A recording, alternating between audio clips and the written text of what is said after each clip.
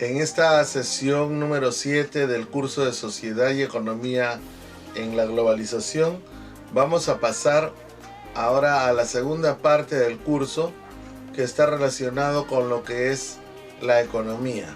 Para este motivo vamos a tratar acerca del concepto de economía, y podemos decir que la economía es el estudio de la forma en que una sociedad usa sus recursos escasos con la finalidad de producir bienes y servicios para satisfacer necesidades ilimitadas.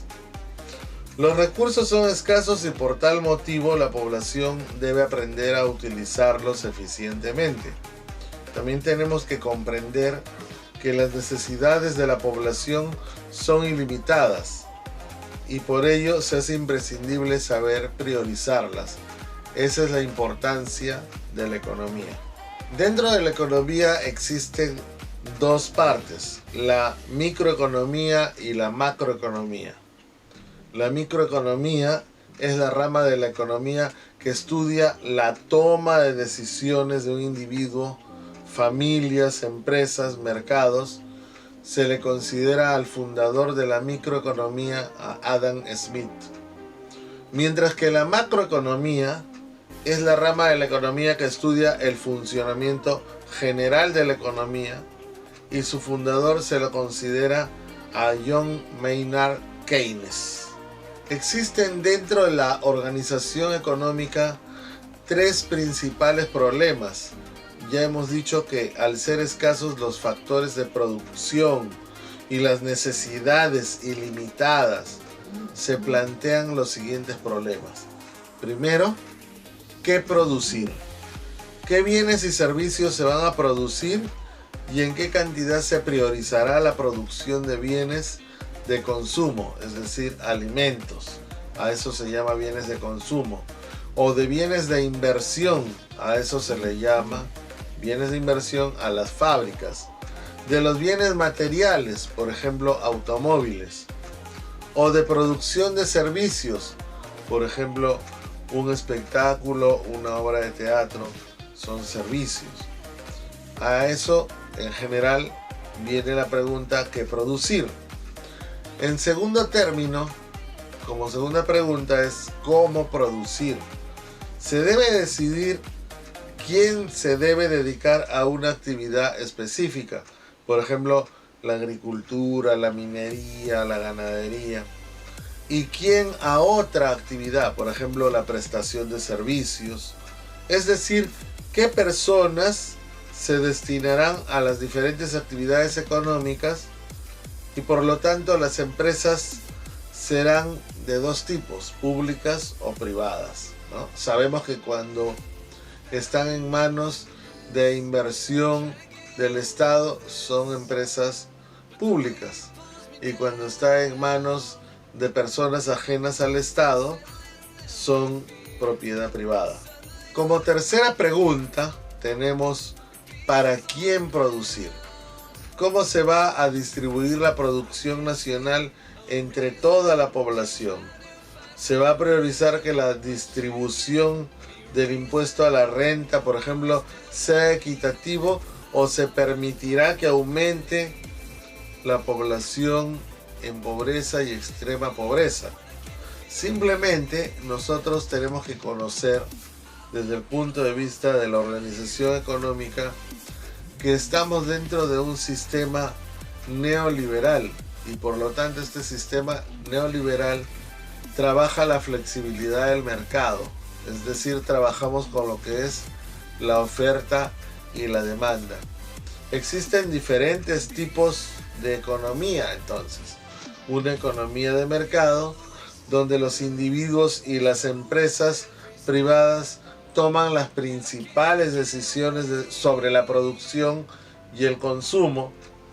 El conjunto de mercados donde se compran y venden servicios es en donde se juega esta oferta y demanda. Esa es una economía llamada de mercado.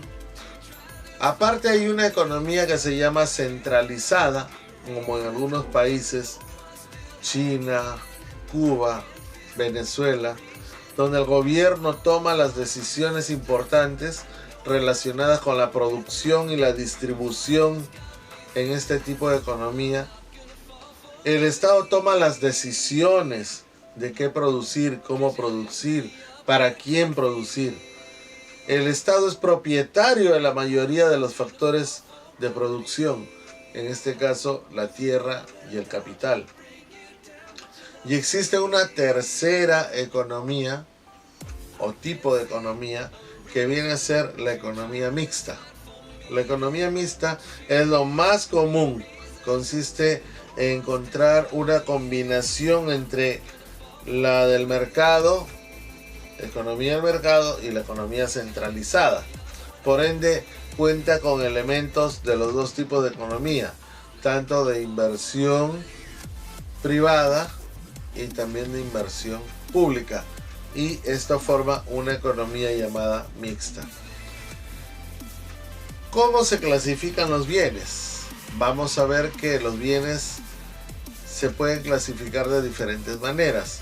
Según la escasez, hablamos de bienes libres. Los bienes libres son abundantes y no son propiedad de nadie. Por ejemplo, el agua, el mar, la luz del día, son bienes libres. Todos podemos disfrutar de estos bienes. El oxígeno, la atmósfera, ¿no? En cambio, los bienes económicos son bienes que tienen relación con los deseos que hay en las personas. Estos bienes son escasos en cantidad, tienen un precio y por lo tanto se pueden valorizar en el mercado. Ejemplo, una casa, un vehículo. Estamos hablando de bienes económicos, muy diferentes a los bienes libres. En el caso de los bienes libres, nadie te va a cobrar por respirar, nadie te va a cobrar por estar frente al mar y disfrutar de las olas del mar, por disfrutar de la fragancia que puedes encontrar en un jardín o en un parque público, ¿no? Estamos hablando de bienes libres, accesibles a todas las personas. En cambio, los bienes económicos ya están relacionados con los deseos, con las necesidades, con todo aquello que las personas requieren, ya sea por estatus, por confort, por seguridad, etc. Otra forma de clasificar los bienes es según la función económica. Y según la función económica son dos tipos de bienes: bienes de consumo y bienes de capital. Los bienes de consumo sirven para la satisfacción directa de las necesidades y pueden ser duraderos y no duraderos, ¿no? Por ejemplo, a esto se llama perecedero y no perecedero, ¿no? Por ejemplo, un electrodoméstico es algo que tiene cierto tiempo de vida, ¿no? Pero que te puede durar 3 años, 5 años, el tiempo que tú lo cuides, ¿no? En cambio, los bienes perecibles son aquellos que se van a deteriorar o malograr o simplemente no van a durar por sí mismos, como por ejemplo los alimentos, ¿no? Una fruta, si está en tu mesa, es un producto no duradero, lo cual significa que te lo tienes que comer en un tiempo adecuado. De lo contrario, esa fruta se va a oxidar, se va a descomponer y se va a malograr. En cambio, un auto, por ejemplo, un auto es un bien que te puede durar el tiempo que tú lo cuides, ¿no? Que tú lo cuides. Al final de cuentas, tanto los bienes de consumo, ya sean durables o no durables, depende mucho de la forma como la persona vaya satisfaciéndose de manera directa según sus necesidades, ¿no? Entonces uno puede invertir más en algo que dura más, o puede comprar algo que sea de mejor calidad y por lo tanto, si lo cuido, lo preservo, eso me va a durar más en el tiempo. pero no hay nada que sea duradero eternamente, lo cual significa que a lo largo del tiempo, inclusive pasa hasta con nuestro organismo, con nuestra edad, con nuestro cuerpo, nada es durable, ¿no? Todo está en un constante cambio, todo es mutable, digamos. Por otro lado, los bienes de capital no atienden a las necesidades humanas directamente, sino son formas o medios que utilizamos para llevar esos bienes de consumo. Ejemplo, las máquinas, las carreteras, los puentes, los edificios, son bienes de capital porque se han invertido no para satisfacer directamente al consumidor, sino para ser un medio o un recurso que ayude o favorezca, ¿no? Entonces, yo podría tener, por ejemplo, un camión. Ese camión es un bien de capital que me va a ayudar a traer fruta desde la Merced hasta Lima. Estoy hablando de que ese camioncito es un bien de capital que me ayuda a transportar un bien de consumo. Me parece que esto está muy claro. Otra forma de clasificar los bienes es según el grado de terminación. Pueden ser bienes intermedios o bienes finales.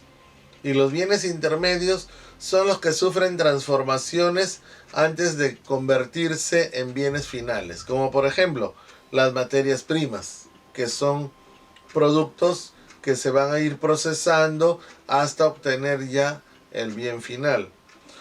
En cambio, los bienes finales son aquellos que ya han concluido su ciclo productivo y pueden usarse o consumirse, como los alimentos, los vestidos, las maquinarias, son bienes finales, ya son productos elaborados, hechos, que pueden usarse o consumirse directamente. Otra forma de clasificar los bienes es según la velocidad de rotación en la producción. Por ejemplo, existe capital circulante y existe el capital fijo. El capital circulante es el que se agota en un ciclo productivo. Por ejemplo, los lubricantes, el combustible, la materia prima son bienes relacionados con un capital circulante. Se agota en un ciclo productivo. Entonces, si yo trabajo en un grifo, hay determinada cantidad de gasolina o de petróleo. Eso se va a agotar en algún momento, esa reserva, y tendré que pedir nuevamente a la refinería que me traiga una cisterna para volver a llenar los tanques de ese grifo, ¿no? Entonces es circulante, pasa por un proceso. Producción, distribución, comercialización y nuevamente se dará el ciclo productivo. En cambio, el capital fijo es aquel que permanece a través de varios ciclos de producción. Ejemplo, los edificios, las carreteras, ¿no? Puede pasar el tiempo, pueden pasar 20 años y la interoceánica, la carretera interoceánica va a estar ahí. Pueden pasar 50 años, 80 años y la torre del centro cívico, que antes se conocía como la Torre de Lima, está ahí, lo cual significa de que es un capital fijo, ¿no? Por ahí pueden haber pasado diferentes empresas, diferentes personas, cambió ese ciclo productivo, vienen otras empresas, otras personas, pero sin embargo el edificio continúa, como en el caso de la carretera también, ¿no? Entonces a eso se llama capital fijo, muy diferente al capital circulante. Ahora, por otro lado, también encontramos, según el ámbito en que se use, dos tipos de bienes: bienes privados y bienes públicos. Los bienes privados son aquellos susceptibles de apropiación por parte de las personas. Por ejemplo, Tú vas a una tienda y compras un electrodoméstico, vas a una boutique y compras un vestido. Puedes hacer uso de algún servicio que sea privado, por ejemplo, pagando el derecho de estudio, puedes matricular a un niño en una escuela particular. A eso se llama bienes privados. En cambio, los bienes públicos son aquellos para los cuales el consumo de algunos individuos no disminuye el consumo de otros. Es decir, no hay una competencia o rivalidad de consumo. Por ejemplo, los parques, el alumbrado público, las calles, las carreteras están a disposición de todos y son bienes públicos para que se beneficien todos. Según la relación con el ingreso, encontramos también bienes de demanda normal, bienes de lujo, bienes de primera necesidad y bienes de demanda inferior. Vamos a explicar cada uno de ellos. Los bienes de demanda normal son aquellos bienes cuya cantidad demandada crece cuando se aumenta el ingreso. Es decir, son aquellos bienes que son demandados o requeridos o pedidos o consumidos, pero que van a aumentar cuando se aumenta el ingreso. A eso se llama bienes de demanda normal. Por ejemplo, en algunos países, como en el Japón, cuando vieron de que la economía estaba bajando en determinadas cifras y no había circulación del flujo económico, del capital, el Estado dio un bono, subvencionó a cada uno de los trabajadores regalándoles $100 para que mantengan el flujo económico. Algo parecido a lo que está ocurriendo hoy en día con los bonos. La economía se sustenta en el movimiento de capital. Y por lo tanto, si es que no existiera un flujo económico adecuado, la economía se estancaría. Ese es el motivo por el cual en nuestro país se están entregando bonos, subvenciones, ayuda económica a algunas personas. Hoy en día se piensa ya universalizar esto para las personas que no están en planilla o que no tienen contratos, para que estas personas dispongan de capital y puedan ir al mercado, a la farmacia, puedan comprar lo más necesario, ¿no? Entonces, al comprar está moviendo la economía. Es un poquito como cuando uno pone un dominó y detrás otro dominó y detrás otro dominó, y de pronto, si yo boto el primer dominó, ¿qué va a pasar? Cae la segunda pieza, la tercera, la cuarta, y se derrumba la economía, ¿no?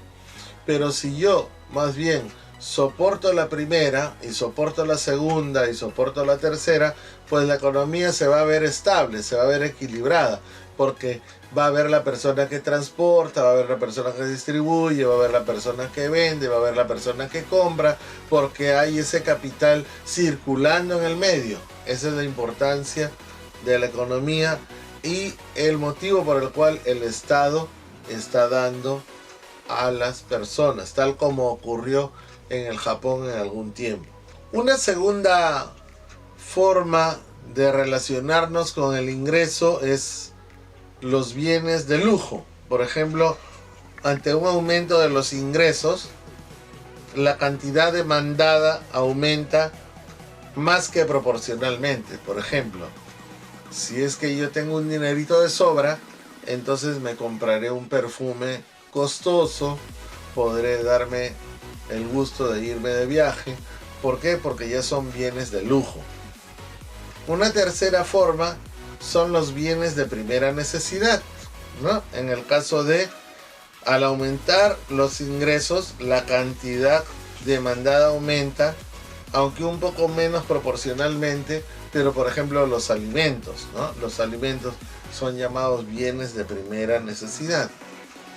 Y una cuarta forma son los bienes de demanda inferior, que significa que la cantidad demandada disminuye al aumentar el ingreso. Por ejemplo, el transporte en autobús y los bienes de baja calidad son aquellos bienes conocidos como bienes de demanda inferior.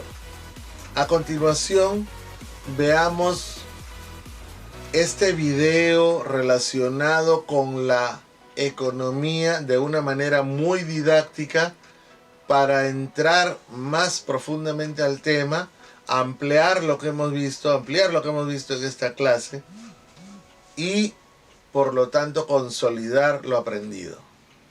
En Grecia, las actividades básicas fueron la agricultura y el pastoreo de autoconsumo. Los esclavos, la principal fuerza de trabajo. Producían tejidos, piezas de alfarería, metal o madera, pero el mercado era débil. ¿Cómo? ¿No había salarios?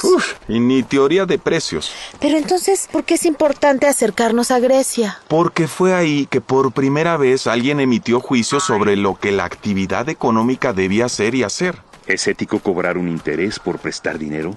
¿Es correcto tener esclavos? Tengo algunas dudas, pero de que el lucro es una infamia, estoy seguro. Oye, ¿los romanos se ocuparon de los asuntos económicos? La gran aportación fue el derecho romano, que, entre otras cuestiones, dio identidad formal a la propiedad privada. La propiedad privada es el poder jurídico que tiene un individuo sobre una cosa. Exacto, poder jurídico que más tarde fue base para desarrollar el capitalismo. Pero calma, estamos en Roma. Aquí también se originó la cristiandad. Y una visión moralista de la economía. Durante la Edad Media, los campesinos comían de sus cultivos, hilaban sus ropas y daban a los señores feudales parte de su producción. El mercado era débil. Sin embargo, el filósofo Tomás de Aquino, retomando las inquietudes de Aristóteles, analizó la equidad en el precio de los bienes. El precio justo es una obligación religiosa. Quien lo quebrante será condenado. A quemarse en el infierno. Como en Grecia y Roma antiguas, en la Edad Media la economía se mezcló con la ética. Apaga ese infierno y prosigamos nuestro viaje. El descubrimiento de América y la exploración del Lejano Oriente fortalecieron el mercado. Entonces es que aparece el mercantilismo. Entre el siglo XV y mediados del XVIII. Exacto. Los mercantilistas conquistaban nuevos territorios y obtenían materias primas. Decían que para tener una economía fuerte, un país debía vender mucho y comprar poco, así como acumular metales preciosos. Pero, ¿influyeron el oro y la plata extraídos de las minas del Nuevo Mundo? ¡Uy! Muchísimo. Representaban poder y seguridad para los países e influyeron en la llamada revolución de los precios. ¿Revolución de los precios? Sí. Ante la gran cantidad de oro y plata que había, los precios de los bienes, se elevaron. Pero, ¿y la producción? La producción estaba destinada a la exportación, por lo tanto los salarios eran muy bajos. Los trabajadores deben ganar lo necesario para subsistir, ser menos ociosos y más productivos.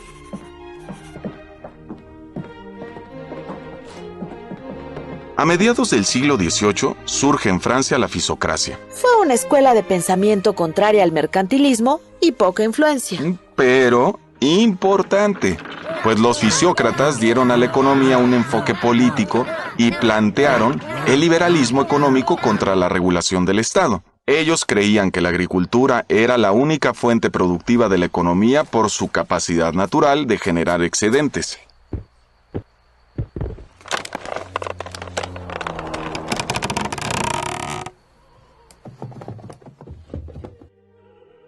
Y a los productos de fábrica los consideraban estériles por no poder multiplicarse igual que una semilla.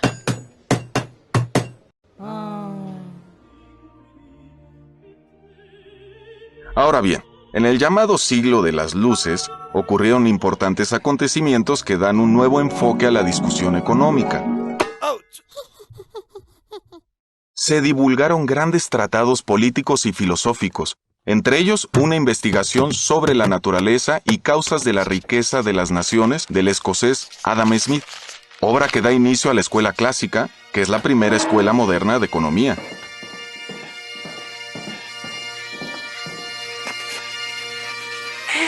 Ahí se habla de la mano invisible. Sí, pensaban que el mercado se regulaba bajo la guía de una mano invisible. Cada persona, al perseguir su beneficio, favorecía el de toda la comunidad. Podemos pensar que el carnicero, el panadero o el que hace cerveza entregan sus valiosos productos con el único interés de ganar dinero. Pero al hacerlo también atienden los intereses de todos los demás. Claro, las cosas llegan al consumidor porque alguien espera ganar dinero con ello, pero finalmente todos obtienen un beneficio. La escuela clásica consideraba a la división del trabajo como una forma eficaz de aumentar la producción. ¿Cuánto tiempo dominó el pensamiento de la escuela clásica? Algunas ideas de la escuela clásica se estancaron al finalizar el siglo XIX y desaparecieron, y otras continúan vigentes. ¿El marxismo fue una respuesta a la escuela clásica? Mira, Marx vivió los efectos de la revolución industrial para constatar que la clase trabajadora recibía escasos beneficios. Marx aseguraba que la escuela clásica no tenía sustento histórico al afirmar que las mercancías, el dinero y el comercio eran cuestiones naturales y no consecuencias de la historia. La sociedad capitalista está conformada por dos clases sociales, capitalistas y obreros, cuyos intereses son irreconciliables. En su obra, El Capital, Marx analizó las bases económicas de la sociedad moderna, el modo de producción capitalista, la formación y lucha de clases, así como las leyes que rigen el desarrollo histórico de la economía. Oye, pero Marx coincidía con los clásicos al decir que el trabajo es la única fuente generadora de valor. Sí, pero también aseguraba que el capitalista se queda con una parte del valor generado por el obrero. La plusvalía. Exactamente. Además, Marx decía que el capitalista, buscando aumentar la producción, reinvertía parte de esa riqueza en tecnología, desplazando a los obreros y formando lo que se conoce como ejército industrial de reserva, mismo que reducía los salarios y generaba más miseria. Ajá, también disminuía el consumo y aumentaba las mercancías en circulación. Un círculo vicioso. Ahora, diversos pensadores en distintos países y casi al mismo tiempo analizaron el comportamiento del mercado y los precios. Muchos coincidieron en sus ideas y crearon la corriente neoclásica. ¿O sea que influyó la prosperidad que estaba ocurriendo en las sociedades occidentales? ¡Claro! Además, en la investigación y el conocimiento científico, había un clima optimista que contagió a los pensadores neoclásicos, quienes hicieron suya la fe en el progreso y la bondad de sus resultados.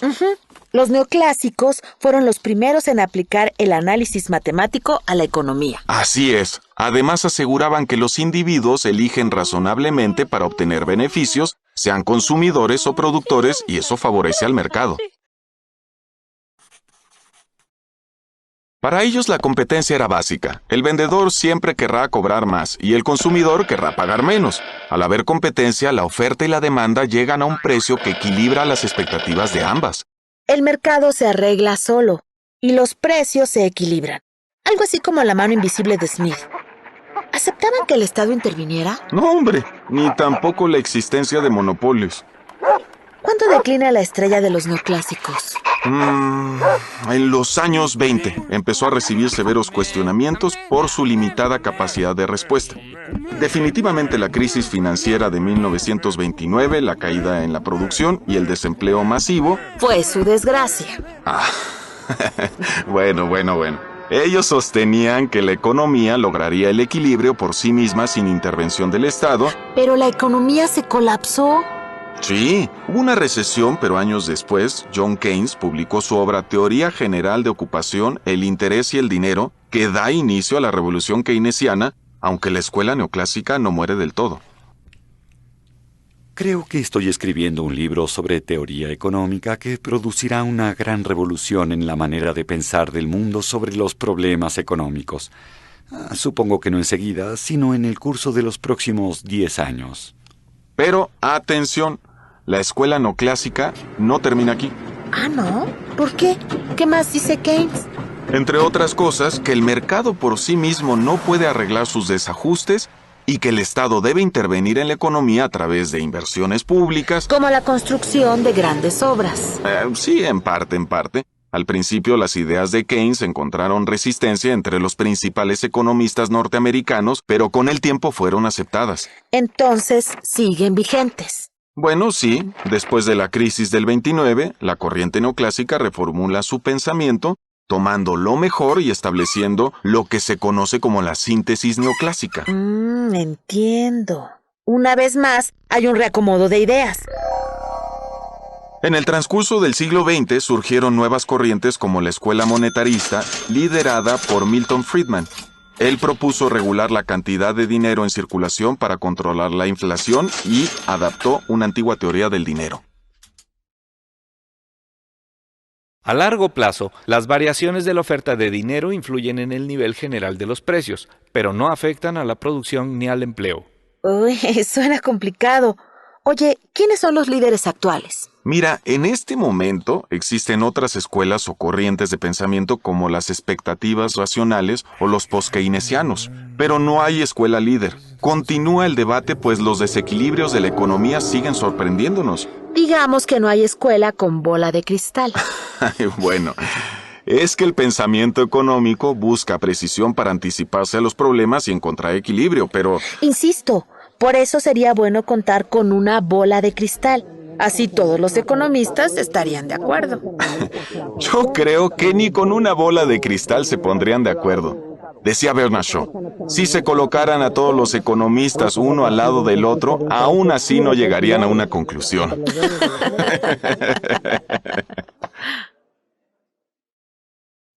¿Qué es la economía? Muchas veces se asocia la economía solo con números, gráficos, cálculos y estadísticas. Pero su verdadero objeto de estudio son las personas y las decisiones que toman en procura de su bienestar.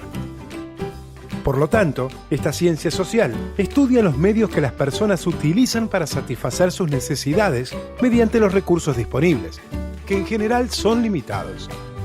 La toma de decisiones abarca a personas, empresas y gobiernos. Todos ellos tienen que administrar ingresos, egresos, ahorro e inversión. Dos enfoques de la economía son la microeconomía y la macroeconomía. La microeconomía se dedica al estudio del comportamiento de los hogares y las empresas. Analiza las decisiones que toman en la administración de sus ingresos y gastos y la forma que interactúan entre sí y con los mercados. La macroeconomía se dedica al análisis de los fenómenos conjuntos de una sociedad, el país o el mundo. Mide y analiza la producción global y sus fluctuaciones, los vaivenes de los precios, el mercado laboral y el comercio internacional. Conocer y medir la realidad económica hace posible la toma de decisiones de los gobiernos, las empresas y las familias. Realmente interesante, ¿verdad? No se olviden que pueden hacer sus consultas en cualquier momento. Pueden consultar a través del WhatsApp lo relacionado al tema. No se olviden de que estos videos se están emitiendo semanalmente para el aprendizaje de ustedes.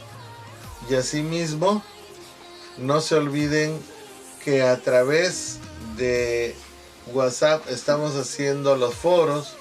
En el Classroom estamos subiendo algunas informaciones adicionales, lecturas, videos, PPTs.